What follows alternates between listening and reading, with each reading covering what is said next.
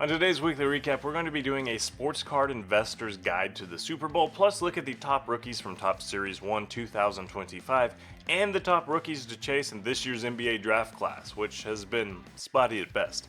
And, of course, we're going to give away the box of Prism cards that I mentioned in Monday's video. But first, here's your intro.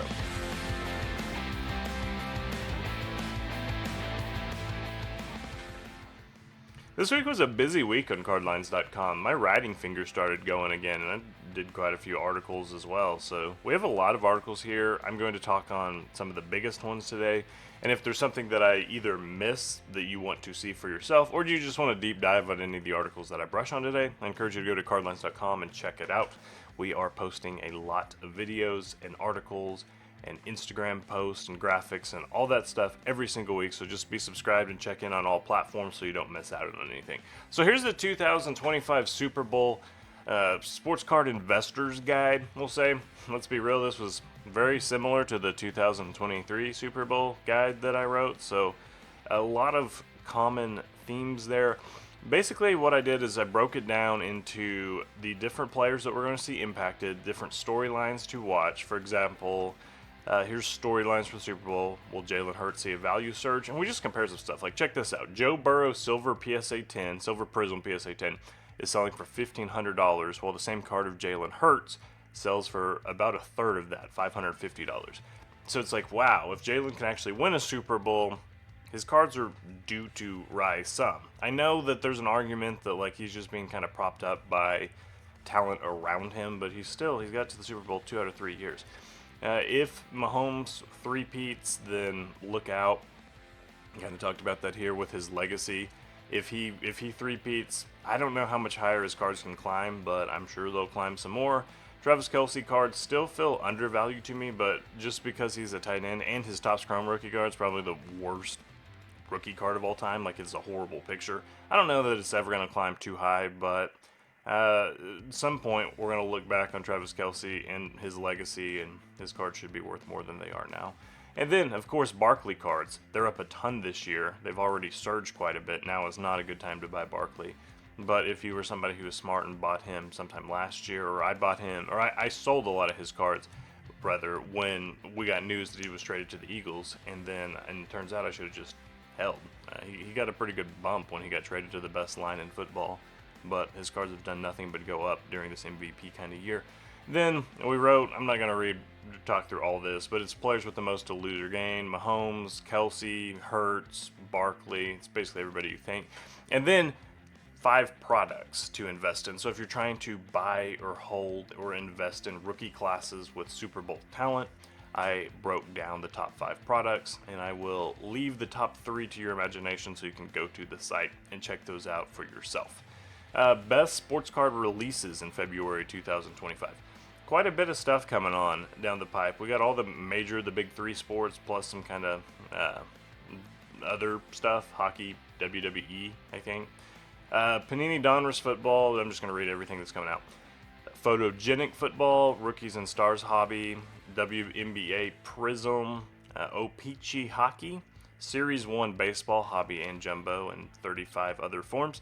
UFC Finest hobby box, Panini Illusions football, Panini Prism. I need to make this a headline. I somehow did not. Panini Prism football, Topps Chrome basketball, or Topps Chrome football rather. This is going to be the unlicensed product, but it is going to have autographs of all the big rookies. So the cards are going to look kind of naked like this Drake May does, but it will at least have rookie autographs of all the guys you're trying to chase. Panini Spectra football, Upper Deck Skybox EX 2000 hockey, and I think that's all for now, but just in general, a lot of stuff coming out. I didn't feature all of the releases this month, but I just tried to spotlight some of the biggest ones. Next up, there are 63 rookies in the works for Topps 2025 Series 1, and as always, Nicole broke them down into tiers. These are always some of our most popular articles. We have rookie card tiers to prevent you shedding tiers when you get overwhelmed by all these new names and faces. So Dylan Cruz and James Wood are the only ones in tier 1.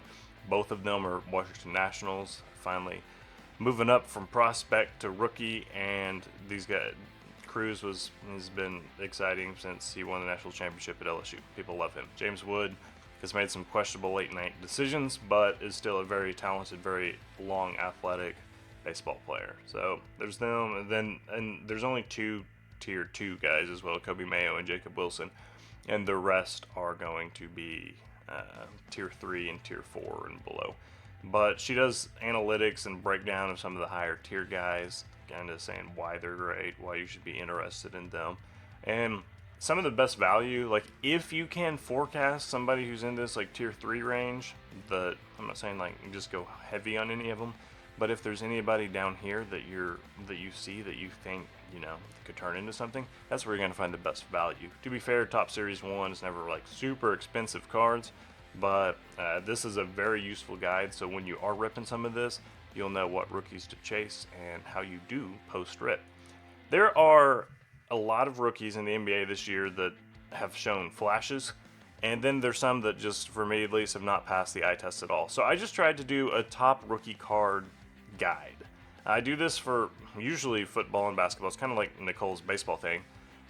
This was tough, though, because, let's be real, it's just been a weird rookie year. There's none of them that I have seen that I'm like, guarantee that guy's an all-star in 5 years, and usually you have one or two of those guys. Castle looks very good, but he's also going to be like third fiddle to Wemby and De'Aaron Fox now.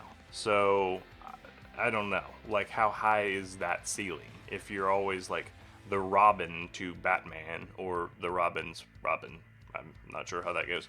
Jalen Wells, Alex Zar, Khalil Ware, and I might be a biased Miami Heat fan, but I think Ware has been super good recently. I mean, he just won Rookie of the Month, so I can't be too biased. Zach Edey, Reed Shepard, Jared McCain, Dalton Gannett, Misi, I don't even know how to say half.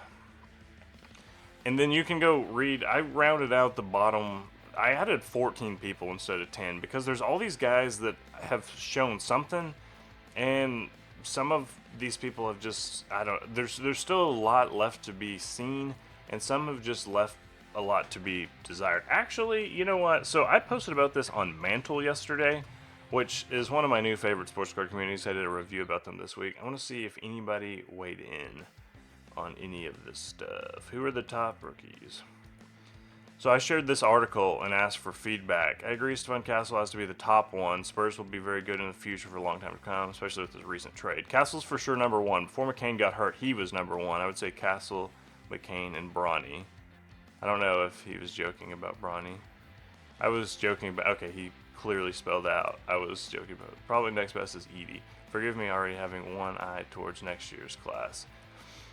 I think next year's class is going to be fun. Cooper Flagg's a stud. He is so good. Don't hate me, but I'm a Duke fan, and he's actually made me excited about Duke basketball for the first time in a while. I always watch the boys and cheer for them, but you're never excited, like, knowing the schedule until you have a Cooper Flagg or, like, Zion. Last time was 2019 when Zion was bullying people. That was fun. So, yeah, I kind of agree that with these guys. Castle's definitely number one. McCain was real good. I put him down, like I said, I put him down at number 7 because he's out for the year, but he was doing real good until he got hurt. So, I don't know. I would love to hear your thoughts in the comments below, too. Photogenic Football's coming out. I went full pun, a release worth developing or a pass that makes us shudder. Please appreciate the photography puns there for just a minute. That's basically the highlight of this article. But kind of joking aside, this is not a bad release. Usually with 2024 football, I'm like, stay away. And then as you can see down here, I said, like, usually this is where I suggest completely avoiding the product. And I'm not sure about this one, so that's not as condemning as I usually am. This is the first time it's ever released in football, and it's only $400, so the one thing that it has going for it is that it's just such a strong rookie class. Yes, it doesn't have autographs of the top players, Caleb Williams, A.D. Mitchell, Malik Neighbors, Brendan Rice, Jaden Daniels, Brian Thomas Jr., Xavier Worthy, all those guys, Drake May, but it does have enough like parallels and rookie cards that if you get it at $400, it might age well. I don't know. The football products are pretty the basketball products are pretty valuable. For example, 2021-22 Photogenic NBA, which is notoriously not a great NBA class, they're reselling for $500. I'm like, well, if those are reselling for $500, what are these gonna do when they have a good rookie class? I'm not entirely sure. I don't know how much the long-term effects of not having many attractive autographs is going to impact this release. And then finally, did a Hoops NBA preview. It's 2024-25, so it's going to be the first licensed rookies and licensed rookie autographs we get of quite a few of the guys that I was counting down in that article previous. But just at a very quick glance, these boxes are $140. They were $250 a piece last year, so we're down like 40%, which is nice. The Wemby effect is apparently worn off, and it's kind of like Panini realizes that there's just not a whole lot of guys to be super duper excited about. And with the rookies in basketball this year, there's not necessarily that void. I think a couple of them are Fanatics exclusive signers, but Panini has most of the signers. So it's not like a football box where you're not going to get 4 of the top 6 quarterbacks because they're signing exclusively elsewhere. And now finally the moment we've all been waiting for. I made this video on Monday, or I posted this video on Monday where I said I would be giving away this blaster box. I don't have it. I should have got it with me as a prop. I'd be giving away this blaster box of Prism to somebody who commented on this video. And what do you know? We got 18 comments on 57 views. That's honestly very impressive that we got that many comments. Despite that, I guess I responded to quite a few of them. Either way, lots of comments. So I took the names of everybody who commented apart from myself. Right here, we're going to randomize this 3 times, and the person at the top is going to be the winner. One more time. So the winner is Isabella9547. Izzy said, thanks for sharing. I like the laser cards. Izzy, I like that you watched it and commented, so just send me an email, jesse@cardlines.com, and let me know your address, and I will get the box sent to you that way. If you can also send me a screenshot of your user or your like dashboard just to verify that it's you, that would be super helpful. I've occasionally had people pretend to be somebody they're not just to get a $30 blaster box. Thanks for all the support. I hope you enjoyed this video. I'll see you next week. Got some more lined up.